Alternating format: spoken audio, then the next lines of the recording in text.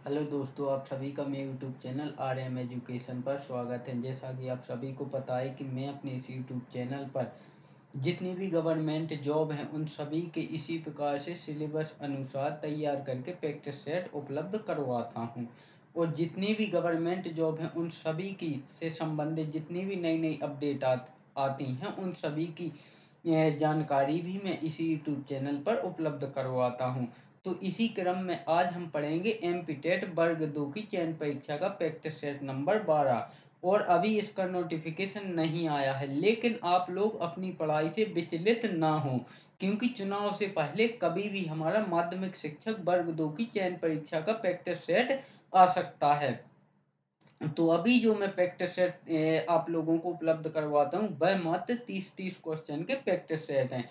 और जैसे ही हमारा नोटिफिकेशन आता है उसके बाद आप लोगों को इसी चैनल पर मैं आपको पूरे 100 क्वेश्चन के प्रैक्टिस सेट इसी चैनल पर उपलब्ध करवाऊंगा। तो आप लोग अपनी तैयारी जारी रखें, क्योंकि नोटिफिकेशन कभी भी आ सकता है, वो हमको इतना समय नहीं देंगे कि हम तैयारी कर सकें।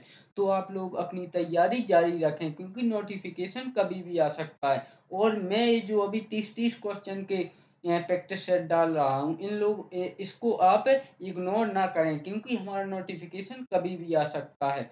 तो चलिए आज हम पढ़ेंगे एमपी टेट वर्ग 2 की चयन परीक्षा का प्रैक्टिस सेट नंबर 12। तो यह वीडियो आपको पसंद आता हो तो वीडियो को लाइक करें, चैनल को सब्सक्राइब करें प्रतिदिन ऐसे ही नए नए प्रैक्टिस सेट पाने के लिए। तो चलिए क्वेश्चन नंबर पहला,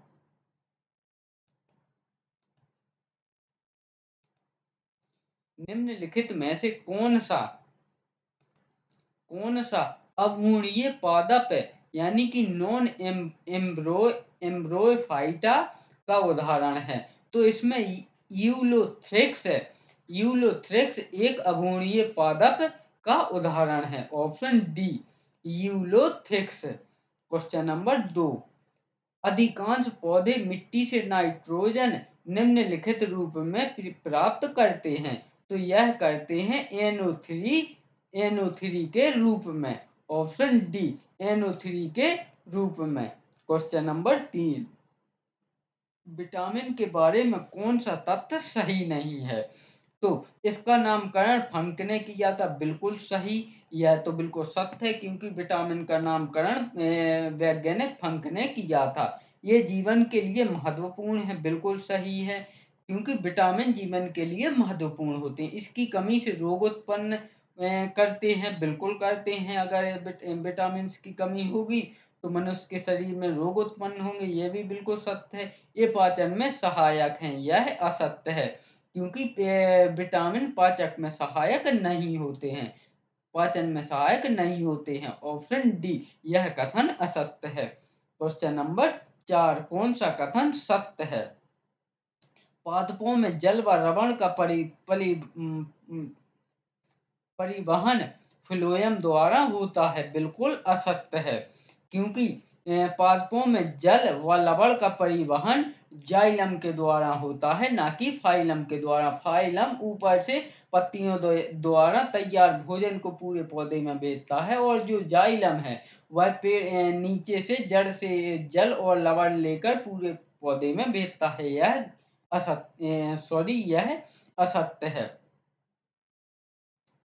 क्वेश्चन ऑप्शन बी, प्रकाश संश्लेषण के दौरान ऑक्सीजन CO2 में विमुक्त होती है, यह भी असत्य है, क्योंकि CO2 ऑक्सीजन के रूप में विमुक्त होती है, ना कि ऑक्सीजन CO2 के रूप में। यह भी असत्य है। सभी जीवों के लिए ऊर्जा का एकमात्र स्रोत सूर्य है, यह भी असत्य है, क्योंकि जो पेड़ पौधे हैं उनके लिए ऊर्जा का स्रोत सूर्य। उसके बाद पेड़ पौधों को शाकाहारी जीव खाते हैं, उसके बाद उसको मांसाहारी जीव खाते हैं। तो यह भी असत्य है। छुई मुई मिमोसा फेडिका पौधे की पत्तियां कंपानुकुंचन दर्शाती हैं, यह बिल्कुल सत्य है। अगर हम छुई मुई के पौधे की पत्तियों को छुएंगे तो वह सिकुड़ जाती हैं, यानी कि कंपानुकुंचन दर्शाती हैं, यह बिल्कुल सत्य है। तो हमारा आंसर भी ऑप्शन डी सही होगा। क्वेश्चन नंबर 5, निम्नलिखित में से शर्करा के किन स्रोतों में ग्लूटेन नामक घटक होता है, जिसके कारण कुछ व्यक्तियों को एलर्जी हो सकती है। तो यह होती है गेहूं में। ऑप्शन सी, गेहूं में होता है ग्लूटेन नामक घटक, जिससे कुछ लोगों में एलर्जी हो सकती है। कुछ लोगों को, सभी को नहीं, कुछ लोगों को। ऑप्शन सी, गेहूं में। क्वेश्चन नंबर 6, एक्स एक पुष्प विहीन और बीज विहीन पौधा है जो जमीन पर उगता है। निम्न में से कौन सा एक्स हो सकता है? तो यह हो सकता है पर्णाभ यानी कि फर्न। ऑप्शन डी, पर्णाभ यानी कि फर्न। क्वेश्चन नंबर 7, निम्नलिखित में से कौन सा रासायनिक परिवर्तनों का समुच्चय है? तो दूध में चीनी मिलाना, दूध में चीनी मिलाना, दूध से दही जमना, दूध से पनीर बनना, दही से लस्सी बनना। तो यहाँ दूध से दही जमना और दूध से पनीर बनना, यह दोनों रासायनिक अभिक्रिया के उदाहरण हैं। ऑप्शन सी, बी और सी, यानी कि दूध से दही जमना और दूध से पनीर बनना, दही से लस्सी बनाना, यह तो एक भौतिक परिवर्तन है। क्योंकि अगर हम दही से लस्सी बनाएंगे और लस्सी को कुछ देर रखा रहने दें तो वह फिर दही के रूप में बन जाएगा। और जो दूध में चीनी मिलाना, यानी कि अगर हम दूध में चीनी मिला देंगे और अगर दूध को खौलाएंगे तो दूध से चीनी भी यानी कि निकल सकती है। तो यह भी एक भौतिक परिवर्तन है। क्वेश्चन नंबर 8, निम्नलिखित में से कौन सा मजबूत प्राकृतिक तंतु है? तो रेशम एक मजबूत प्राकृतिक तंतु है। ऑप्शन सी। क्वेश्चन नंबर 9, निम्नलिखित में से कौन सा एक संश्लिष्ट कृत्रिम सूचक है?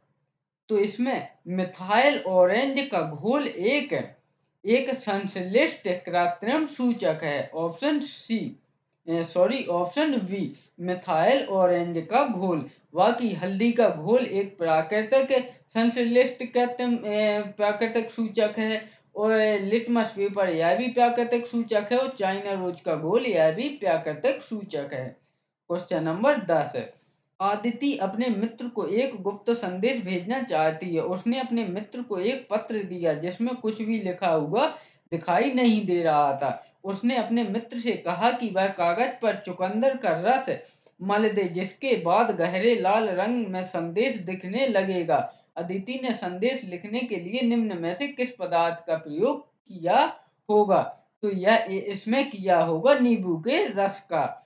ऑप्शन डी, नींबू के रस का, जो कि बहुत ज्यादा ही अम्लीय होता है। Option D.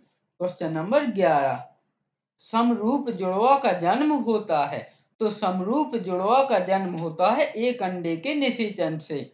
ऑप्शन डी, एक अंडे के निषेचन से। Option D. क्वेश्चन नंबर 12, सर्दी के दिनों में दरवाजे का हैंडल उसी जैसे प्लास्टिक के हैंडल से अधिक ठंडा महसूस होता है। क्यों? तो सर्दी के दिनों में दरवाजे का हैंडल उसी जैसे प्लास्टिक के हैंडल से अधिक ठंडा महसूस इसलिए होता है क्योंकि प्लास्टिक की अपेक्षा धातु ऊष्मा की बेहतर संवाहक है। ऑप्शन बी, प्लास्टिक की अपेक्षा धातु ऊष्मा की बेहतर संवाहक है। क्वेश्चन नंबर 13, नीचे दिए गए कथनों को पढ़िए और सही विकल्प का चयन कीजिए। कथन, पराश्रव्य ध्वनि मनुष्यों के लिए अश्रव्य है, बिल्कुल सही है। अब कारण आर, मानव की श्रवण सीमा 20 हर्ट्ज से 20,000 हर्ट्ज है, यह भी बिल्कुल सही है। तो इसका जो राइट आंसर होगा वह होगा ए और आर दोनों सही हैं। और आर ए की सही व्याख्या करता है। Option A. क्वेश्चन नंबर 14, एक एएमयू के तुल्य ऊर्जा है।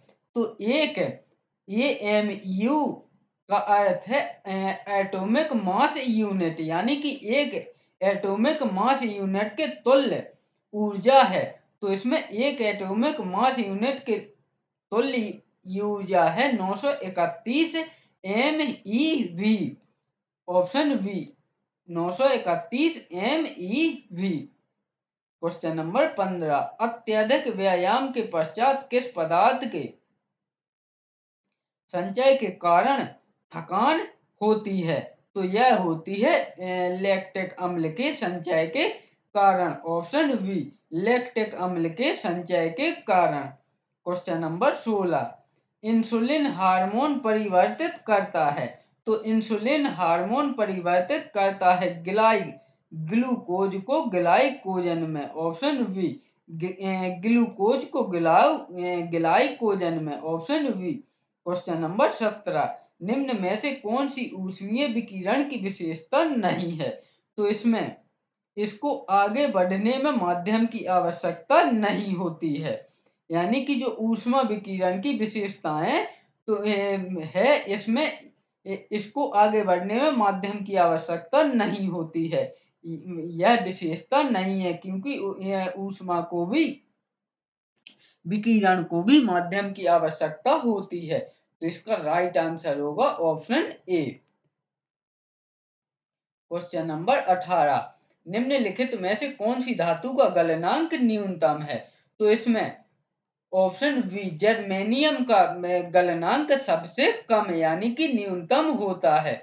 सॉरी गैलियम का। ऑप्शन बी गैलियम का गलनांक सबसे न्यूनतम होता है गैलियम का। क्वेश्चन नंबर 19, कौन सी मिश्र धातु संभव नहीं है? तो पीबी और जेडएन यानी कि सीसा और जिंक को मिलाकर कोई धातु नहीं बनाई जा सकती है। ऑप्शन बी पीबी और जिंक। क्वेश्चन नंबर 20, एक गुलाब सूर्य के प्रकाश में लाल दिखता है, हरे प्रकाश में यही गुलाब किस रंग का दिखेगा? तो यह दिखेगा काले रंग का। ऑप्शन सी यानी कि हरे प्रकाश में गुलाब का रंग काले रंग का दिखाई देगा। क्वेश्चन नंबर 21, धातु परमाणु से युक्त विटामिन है।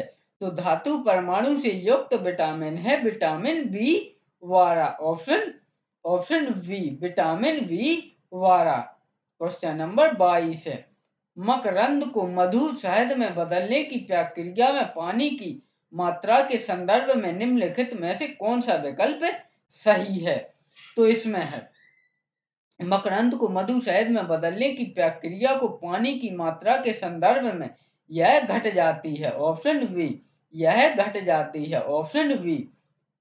क्वेश्चन नंबर 23, मछलियों के शरीर की सतह को सूक्ष्म जीवियों से होने वाले क्षय से किस चीज की उपस्थिति रक्षा करती है? तो यह करती है श्लेष्म झिल्ली या परत। श्लेष्म झिल्ली या परत। ऑप्शन सी श्लेष्म झिल्ली या परत। क्वेश्चन नंबर 24, नीचे दिए गए कथनों को पढ़िए और सही विकल्प का चयन कीजिए। शेर घास नहीं खाता है, ये हो गया कथन। कारण बहुत से पशु सेल्यूलोज का पाचन नहीं कर पाते हैं, यह हो गया कारण। तो इसका जो राइट आंसर होगा ए और आर दोनों सही हैं क्योंकि शेर घास नहीं खाता है और पशु सेल्यूलोज का पाचन नहीं कर सकते हैं। और आर एक ही सही व्याख्या भी करता है क्योंकि शेर ना तो कभी घास खा सकता है और बहुत से पशु सेल्यूलोज का पाचन नहीं कर पाते हैं। तो सेल्यूलोज का पाचन केवल जो घास खाते हैं वह ही पशु कर सकते हैं। जो मांसाहारी पशु हैं वह सेल्यूलोज का पाचन नहीं कर सकते हैं। तो इसका राइट आंसर होगा ऑप्शन ए। क्वेश्चन नंबर 25, किसी इमारत में त्वरित चालक क्यों लगाया जाता है? तो किसी इमारत में त्वरित चालक इसलिए लगाया जाता है जिससे बिजली के इमारत से टकराने पर उत्पन्न आवेश को यह भूमि में संवाहित कर देता है। संवाहित का मतलब है कि भूमि में पहुंचा दे और जो इमारत है बिल्डिंग है उसको कोई नुकसान ना पहुंचे। Option C. क्वेश्चन नंबर 26, यदि हम प्राकृतिक रेशों के कपड़ों की अपेक्षा कृत्रिम संश्लेषित रेशों के कपड़े पहने हों तो आग दुर्घटना में गंभीर रूप से जलने की संभावना होती है।